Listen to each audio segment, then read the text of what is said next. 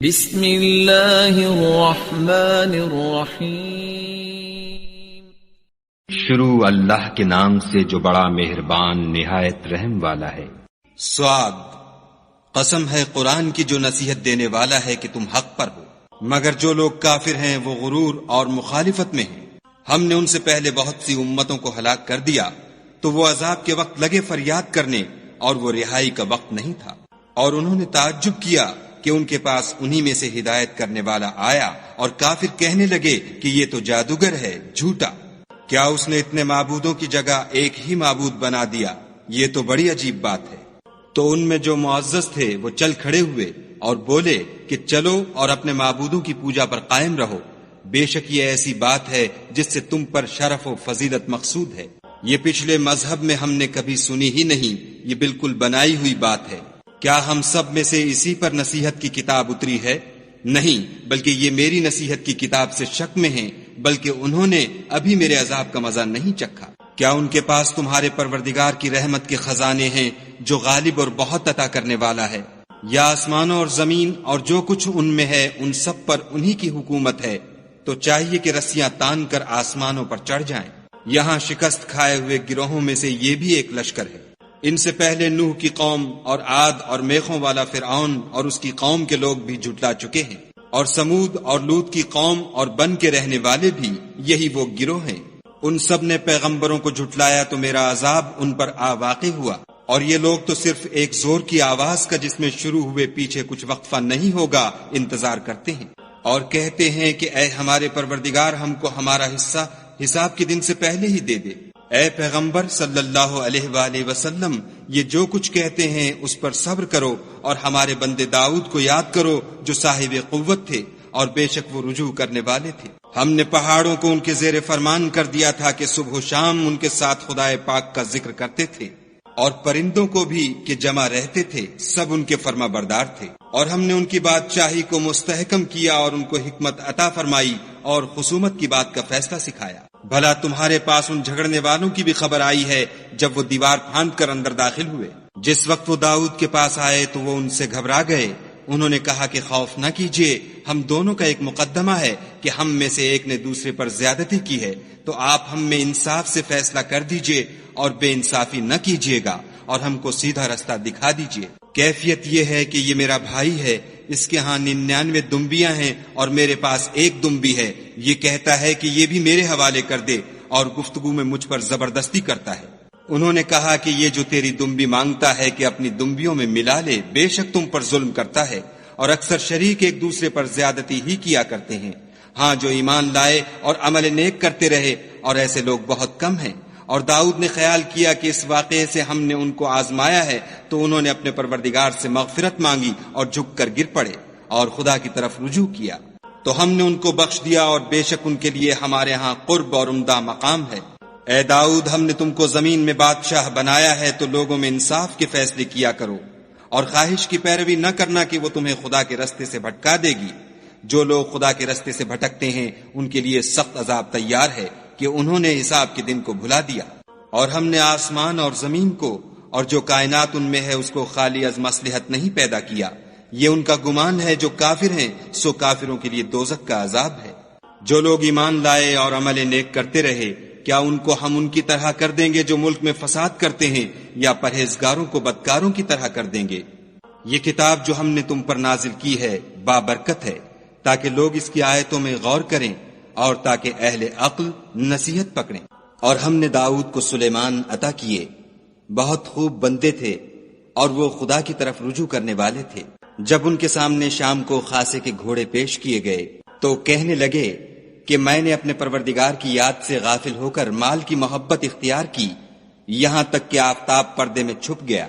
بولے کہ ان کو میرے پاس واپس لاؤ، پھر ان کی ٹانگوں اور گردنوں پر ہاتھ پھیرنے لگے۔ اور ہم نے سلیمان کی آزمائش کی اور ان کے تخت پر ایک دھڑ ڈال دیا، پھر انہوں نے خدا کی طرف رجوع کیا اور دعا کی کہ اے پروردگار مجھے مغفرت کر اور مجھ کو ایسی بادشاہی عطا کر کہ میرے بعد کسی کو شایع نہ ہو، بے شک تو بڑا عطا فرمانے والا ہے۔ پھر ہم نے ہوا کو ان کے زیر فرمان کر دیا کہ جہاں وہ پہنچنا چاہتے ان کے حکم سے نرم نرم چلنے لگتی، اور دیووں کو بھی ان کے زیر فرمان کیا۔ یہ سب عمارتیں بنانے والے اور غوطہ مارنے والے تھے، اور اوروں کو بھی جو زنجیروں میں جکڑے ہوئے تھے۔ ہم نے کہا یہ ہماری بخشش ہے، چاہو تو احسان کرو یا چاہو تو رکھ چھوڑو، تم سے کچھ حساب نہیں ہے، اور بے شک ان کے لیے ہمارے ہاں قرب اور عمدہ مقام ہے۔ اور ہمارے بندے ایوب کو یاد کرو جب انہوں نے اپنے رب کو پکارا کہ بار الہ شیطان نے مجھ کو ایذا اور تکلیف دے رکھی ہے، ہم نے کہا کہ زمین پر لات مارو، دیکھو یہ چشمہ نکل آیا، نہانے کو ٹھنڈا اور پینے کو شیریں، اور ہم نے ان کو اہل و عیال اور ان کے ساتھ ان کے برابر اور بخشے۔ یہ ہماری طرف سے رحمت اور عقل والوں کے لیے نصیحت تھی۔ اور اپنے ہاتھ میں جھاڑو لو اور اس سے مارو اور قسم نہ توڑو، بے شک ہم نے ان کو ثابت قدم پایا، بہت خوب بندے تھے، بے شک وہ رجوع کرنے والے تھے۔ اور ہمارے بندوں ابراہیم اور اسحاق اور یعقوب کو یاد کرو جو قوت والے اور صاحب نظر تھے، ہم نے ان کو ایک صفت خاص آخرت کے گھر کی یاد سے ممتاز کیا تھا، اور وہ ہمارے نزدیک منتخب اور نیک لوگوں میں سے تھے۔ اور اسماعیل اور الیسع اور ذوالکفل کو یاد کرو، وہ سب نیک لوگوں میں سے تھے۔ یہ نصیحت ہے اور پرہیزگاروں کے لیے تو عمدہ مقام ہے۔ ہمیشہ رہنے کے باغ جن کے دروازے ان کے لیے کھلے ہوں گے، ان میں تکیے لگائے بیٹھے ہوں گے، اور کھانے پینے کے لیے بہت سے میوے اور شراب منگاتے رہیں گے، اور ان کے پاس نیچی نگاہ رکھنے والی اور ہم عمر عورتیں ہوں گی۔ یہ وہ چیزیں ہیں جن کا حساب کے دن کے لیے تم سے وعدہ کیا جاتا تھا۔ یہ ہمارا رزق ہے جو کبھی ختم نہیں ہوگا۔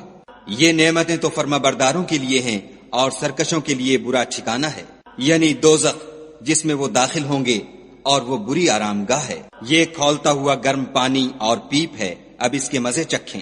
اور اسی طرح کے اور بہت سے عذاب ہوں گے۔ یہ ایک فوج ہے جو تمہارے ساتھ داخل ہوگی، ان کو خوشی نہ ہو یہ دوزخ میں جانے والے ہیں۔ کہیں گے بلکہ تم ہی کو خوشی نہ ہو، تم ہی تو یہ بلا ہمارے سامنے لائے ہو، سو یہ برا ٹھکانہ ہے۔ وہ کہیں گے اے پروردگار جو اس کو ہمارے سامنے لایا ہے اس کو دوزخ میں دونا عذاب دے۔ اور کہیں گے کیا سبب ہے کہ یہاں ہم ان شخصوں کو نہیں دیکھتے جن کو بروں میں شمار کرتے تھے؟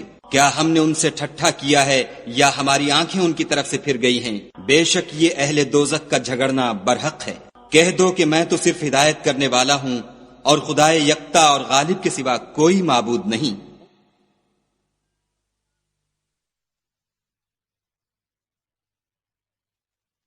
جو آسمانوں اور زمین اور جو مخلوق ان میں ہے سب کا مالک ہے، غالب اور بخشنے والا۔ کہہ دو کہ یہ ایک بڑی ہولناک چیز کی خبر ہے جس کو تم دھیان میں نہیں لاتے۔ مجھ کو اوپر کی مجلس والوں کا جب وہ جھگڑتے تھے کچھ بھی علم نہ تھا۔ میری طرف تو یہی وحی کی جاتی ہے کہ میں کھلم کھلا ہدایت کرنے والا ہوں۔ جب تمہارے پروردگار نے فرشتوں سے کہا کہ میں مٹی سے انسان بنانے والا ہوں، جب اس کو درست کر لوں اور اس میں اپنی روح پھونک دوں تو اس کے آگے سجدے میں گر پڑنا، تو تمام فرشتوں نے سجدہ کیا مگر شیطان اکڑ بیٹھا اور کافروں میں ہو گیا۔ خدا نے فرمایا کہ اے ابلیس، جس شخص کو میں نے اپنے ہاتھوں سے بنایا اس کے آگے سجدہ کرنے سے تجھے کس چیز نے منع کیا؟ کیا تو غرور میں آ گیا یا اونچے درجے والوں میں تھا؟ بولا کہ میں اس سے بہتر ہوں کہ تو نے مجھ کو آگ سے پیدا کیا اور اسے مٹی سے بنایا۔ کہا یہاں سے نکل جا، تو مردود ہے اور تجھ پر قیامت کے دن تک میری لعنت پڑتی رہے گی۔ کہنے لگا کہ میرے پروردگار مجھے اس روز تک کہ لوگ اٹھائے جائیں مہلت دے۔ کہا تجھ کو مہلت دی جاتی ہے اس روز تک جس کا وقت مقرر ہے۔ کہنے لگا کہ مجھے تیری عزت کی قسم میں ان سب کو بہکاتا رہوں گا سوا ان کے جو تیرے خالص بندے ہیں۔ کہا سچ ہے اور میں بھی سچ کہتا ہوں کہ میں تجھ سے اور جو ان میں سے تیری پیروی کریں گے سب سے جہنم کو بھر دوں گا۔ اے پیغمبر صلی اللہ علیہ وآلہ وسلم، کہہ دو کہ میں تم سے اس کا صلہ نہیں مانگتا اور نہ میں بناوٹ کرنے والوں میں ہوں۔ یہ قرآن تو اہل عالم کے لیے نصیحت ہے اور تم کو اس کا حال ایک وقت کے بعد معلوم ہو جائے گا۔